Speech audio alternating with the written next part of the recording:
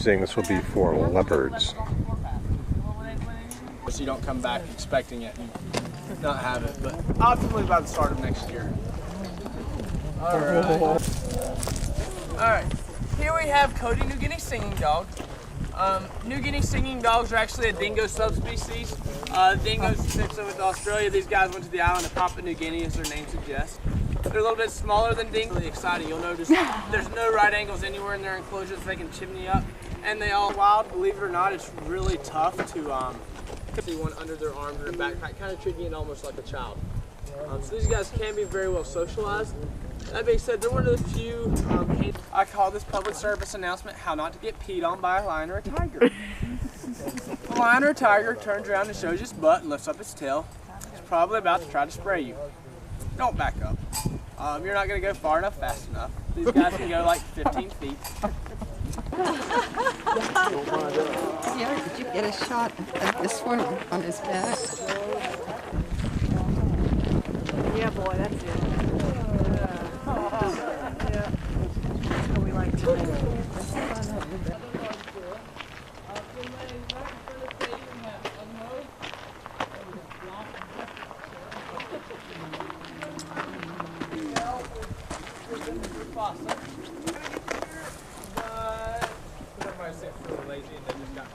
We're going to try to get everybody.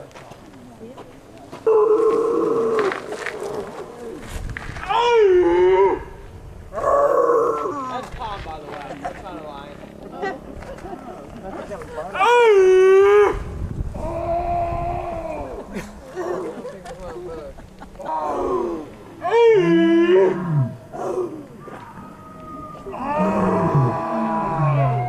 That's a New Guinea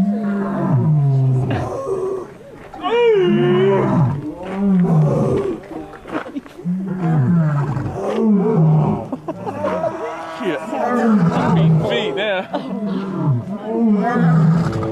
You look right over here. He's just thinking about it.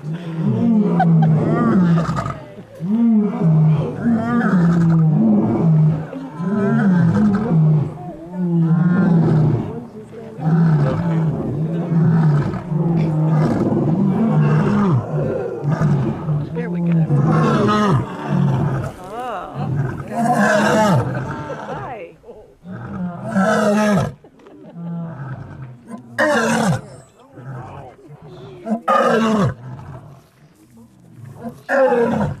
So do they do that when we're about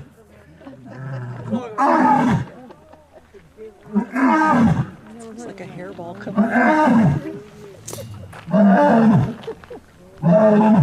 Must be a big hairball.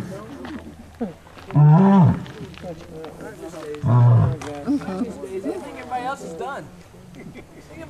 That was very good. last word in? That's all. Yes. Alright, so this is Daisy. Daisy was being my super helper today. That sound can be heard 5 miles away in the wild. What it is though, that's a locator call. That's a sound that you can use to locate other members of your pride so you get scattered while you're hunting. Or if you need to locate where other prides are so your pride doesn't run into another pride. There we go. Here, all of our lions know each other. Just saying hi, seeing what's up. It also has another, really ended up getting shut down for having over 900 health and safety violations. I'm not going to ruin the entire story for you guys because I got to have something to talk about in the next enclosure. The enclosure with 4 animals in it and so forth and so on down the line. Basically, it was acting as a giant puppy mill for lion and tiger babies to use for photo booths, which is where you can have your picture taken like a bear or something like that with a baby lion or baby tiger.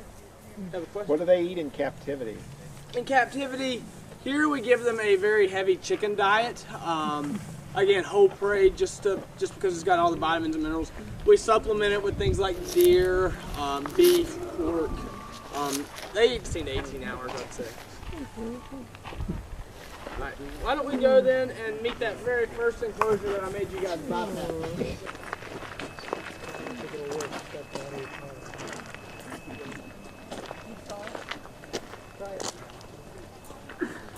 May have had what he wanted.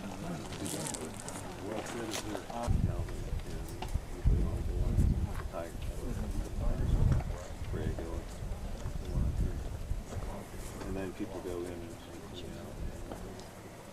my wife, for instance, works in the largest. All right, so here we have our mixed pride. Just going to introduce you guys real briefly to everyone. Up top, Ray Tiger's running around back over there. I saw Wick Tiger, Ohio. There were actually 14 cats when that facility shut down that needed a home, had nowhere to go. We were asked if we could please help, and what we said was, wow, we would love to help them all. We can't afford to. We looked at our resources. We said we can take 4 tigers. That's all that we can manage. And so we had another facility in Florida step up and said, you know, we can take the remaining 10 cats off your hands.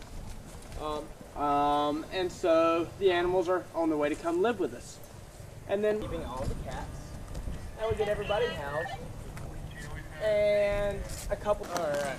So we are going to be moving along.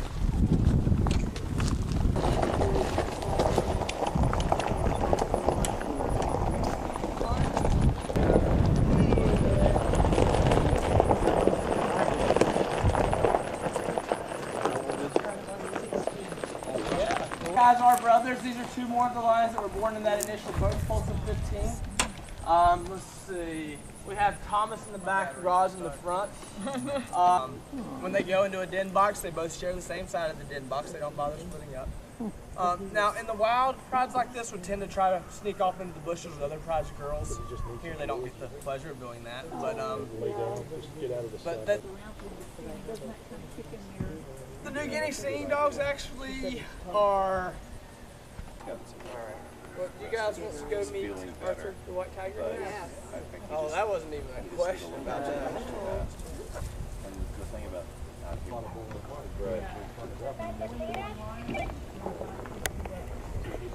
yeah. Okay. The other option is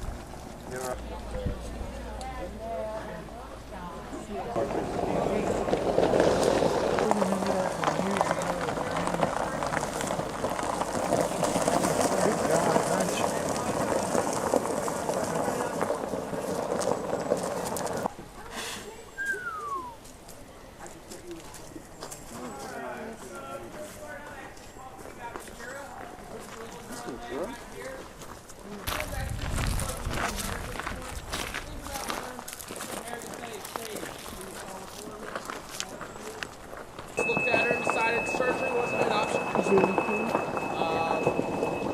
So the best thing for Kira would be an exercise run, and to help her build up muscle sites around those injury areas. Help her build up muscle. And so we saw a possibility when we got Arthur. Arthur came to us from a photo booth. Close her side by side. That's the Birds of the Beast tiger style.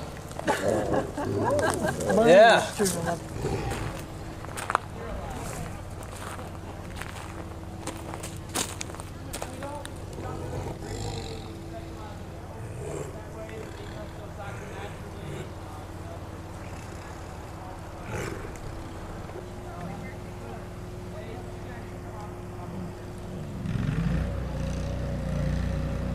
As a matter of routine, we do not show cage fits with our big cats.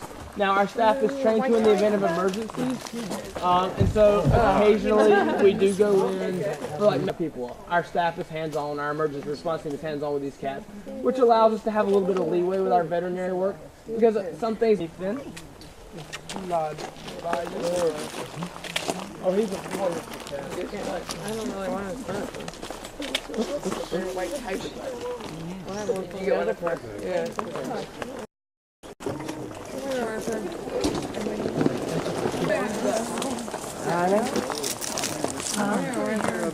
Yeah, you were just eating that up. Yeah.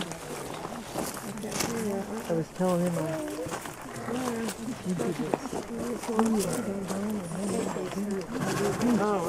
What an impressive animal. Oh, too sweet. He has his own Facebook page. You can go on Facebook and befriend him. That could be.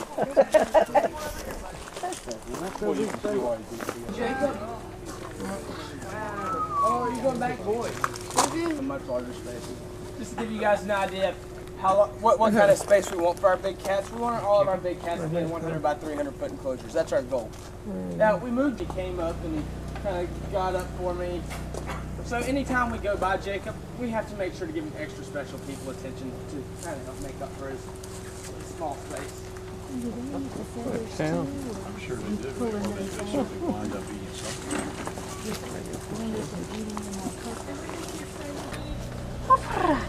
No, forget it. He's not gonna go. Now, everybody do that down to you because her behavior was that bad. We agreed to take in Tia. Very good girl. She's made some special friends. I'm very proud that I'm one of her favorites. But it's been tremendous just to watch kind of the transformation that's taking place with Tia. A lot of people think of lions and tigers living in backyards as being this rampant problem across the country. There's really there does need to be some sort of regulation. What we would like to see is a regulation put in place that ensures that somebody is watching all these either private individuals or private facilities, things like that, making sure they're doing things right. It needs to be a list of how to do it correctly. And it needs to be such that new facilities can start up as long as they're willing to follow the rules that are put in place. And with that level of oversight, you're going to be able to be having a great time. Tours this year are actually looking to be our #1 source of income for the first time ever. We are very excited about that. So just by coming out, paying your admission fee, and watching our animals come up and say hi to you, you guys are helping us provide staff time for our animals, you're helping us provide veterinary care for our animals. So thank you from all of our staff and from all of our animals. If you want to learn more about our lifetime adoption program, there's information about that on our website as well as our other membership programs available. Again, thank you guys for coming out. Hope to see you.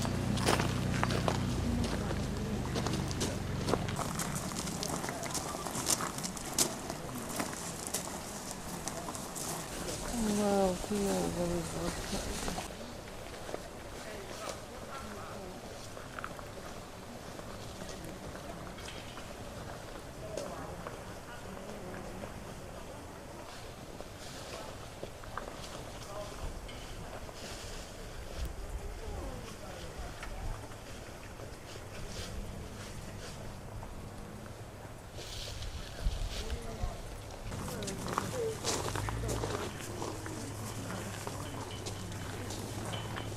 All these thrown in too. So let me. Is up very. Is that okay? Yes, sir. That is fine. Thank you very much. Thank you. We had a wonderful time. I'm glad you had a good. I was a fisheries and wildlife major at NC State, so that's kind of how I got into the field. I have one. And we can take care of those. Are you sure? Yeah. Thank you. Very patient.